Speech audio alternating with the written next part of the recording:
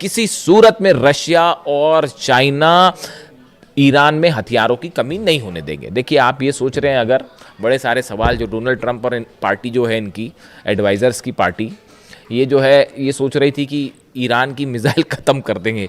ये 5 महीने तक इनकी कोशिश यही चल रही है कि ईरान की मिसाइल्स ख़त्म कर देंगे, और वो ये सोचते हैं ईरान की मिसाइल ख़त्म हो जाए, और जैसे ही ये सोचते हैं कि अब कम हुई मिसाइल, वो एक्स्ट्रा मिसाइल फायर करने लगता है। वो जॉर्डन में इतने बुरे पिटे हैं साहब, अगले वीडियो में मैं आपको बड़ा खुलासा करूंगा कि अरब देश अब क्या सोच रहे हैं इस पूरे हमले को लेकर। जॉर्डन में ऐसा पीटा है, कुवैत में ऐसा पीटा है, बहरीन में ऐसा पीटा है, सऊदी में भी जैसे हमले हुए हैं, उसके बाद जो है समझ में आ गया इनको कोई मिसाइल खत्म नहीं हो रही। खबरें ये हैं कि मिसाइल्स अमेरिका की खत्म हो गई। जनरल डेन केन जो चीफ ऑफ जॉइंट स्टाफ है, ये जो हमले चल रहे थे, डोनाल्ड ट्रंप जो कह रहे थे हम सेकेंड वर्ल्ड वॉर के बाद सबसे बड़ा हमला करने वाले हैं, उसका नतीजा क्या होता ये भी डोनाल्ड ट्रंप को बताया गया है। उसका नतीजा ये होता कि नक्शे से कई देश मिट गए होते। आप सोच नहीं सकते कितने बड़े हमले होने वाले थे। ये जो डोनाल्ड ट्रंप अगर ये हमला कर देते, जो ये कह रहे थे कि सेकेंड वर्ल्ड वॉर के बाद सबसे बड़ा हमला होगा, एयरफोर्स 1 में उनसे पूछा गया तो बोले मैं वो हमला करने वाला था जो सेकेंड वर्ल्ड वॉर के बाद सबसे बड़ा हमला होता। और फिर उन्होंने कहा कि जो है वो सऊदी के क्राउन प्रिंस ने मुझे रोका और कतर ने मुझे रोका, और तमाम इन देशों ने जो है मुझसे कहा कि अभी आप हमले मत करिए और बातचीत को एक मौका दीजिए, और हम कोशिश कर रहे हैं कि लोगों की जानें ना जाएं। इस तरह की बात डोनाल्ड ट्रंप कर रहे हैं। 168 बच्चियों की मौत जो है वो दिखाई नहीं दी, है ना। अली खामनी साहब को टारगेट किया, वो दिखाई नहीं दिया। उनको शहीद करने के बाद सोचते हैं कि डील हो जाएगी। कैसे डील हो जाएगी साहब? अभी तो फिलहाल जो मेरे पास खबरें हैं, पुख्ता खबर नहीं है। अभी थोड़ी देर पहले हॉर्मुज में एक जहाज को ठोक दिया ईरान ने, थोड़ी देर पहले की खबर है। अभी धीरे से देखिए आएगी बाहर। धमाकों की खबर आ गई है, तो अब वहां पे कोई दिवाली का बम तो फूटा नहीं होगा, है ना। हॉर्मुज में कोई पटाखे तो चले नहीं होंगे, तो वो धमाके की खबर आई है, तो वो जहाज के करीब धमाके की खबर आई है, वो हलचल है वहां पे, देखते हैं क्या होता है। तो मेरे ख्याल से तो एक जहाज और ठोक दिया है ईरान ने, ये लो।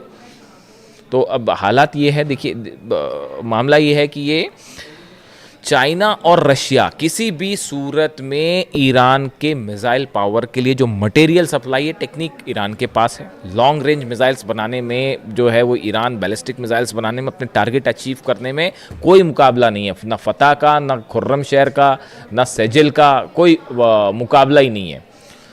खैबर और खैबर शिकन दोनों वर्जन्स जो है मिसाइल के वो ऐसे हैं कि वो रिसर्च चल रही है कि भैया कैसे क्या इन्होंने क्या ही कर दिया। तो और मटेरियल की जो ज़रूरत है वो मटेरियल चीन और रूस से प्रोवाइड हो जाएगा। जो रडार्स हैं वो भी प्रोवाइड हो जा रहे हैं। तो किसी सूरत में चाइना और रशिया जो है वो ईरान को यहाँ पर सेटबैक नहीं होने देंगे, चाहे कितना बड़ा हमला हो जाए। शहादत होएगी, खून खराबा होगा, लेकिन ईरान, देखिए ईरान अपने आप में ईरान नहीं, 9 करोड़ लोग जो हैं वो एकजुट होकर खड़े हैं। तो ये हमले का कुछ नहीं होना जाना, इससे नुकसान होगा, लेकिन ये जंग में ईरान ऑलरेडी जीत चुका है। अब कितनी कोशिश कर ले डोनाल्ड ट्रंप, ये नतीजा बदलेगा नहीं। और ये बड़ा इकोनॉमिक स्टेक लगा हुआ है रशिया और चाइना का ईरान में, वो किसी सूरत में नहीं जो है नुकसान पहुंचने देंगे। बड़ा नुकसान की जंग हो जाए और ईरान हार जाए, ऐसा कतई नहीं होने जा रहा। और ना ही मिसाइल की कमी होने जा रही है, ना ड्रोन की कमी होने जा रही, चाहे जंग आज चले चाहे 5 साल चले। जैसे कि हथियारों की कमी यूक्रेन में नहीं होने दी जा रही, समझिए इस बात को। ये बड़ी फैक्चुअल चीजें हैं, मैं आपको बड़ी साइंटिफिक बात बता रहा हूं। यूक्रेन के पास क्या इतने हथियार थे? नहीं। पिछले 5 साल से जंग चल रही है ना, अमेरिका भी हथियार दे रहा है, यूरोप भी हथियार दे रहा है, उनके जम पे लंग हो रही है। जेलेंस्की तो मोहरा है, सिर्फ एक शतरंज का जरा सा पिद्दा सा मोहरा है, और कुछ नहीं है। वो ईरान से भिड़ने चढ़े थे, और ईरान ऐसी मार मारता कि याद आ जाती फिर नानी। तो हकीकत ये है कि वो जो है, जैसे वो हथियारों की कमी नहीं होने दे रहे, वैसे ना रूस होने देगा, ना चीन ईरान में हथियारों की कमी होने देगा। तो वो दांव फेल हो गया डोनाल्ड ट्रंप का। ये शय और मात का खेल चल रहा है शतरंज पे, और उसमें भारी पड़ जा रहा है ईरान।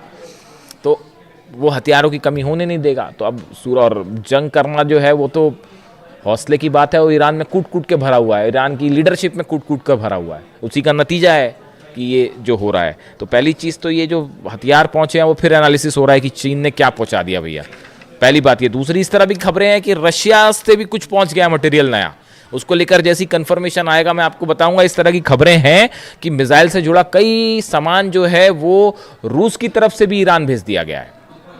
ऐसी भी खबरें हैं, 1-2 दिन में देखिए आपको सुनने में मिल जाएगा ये मामला।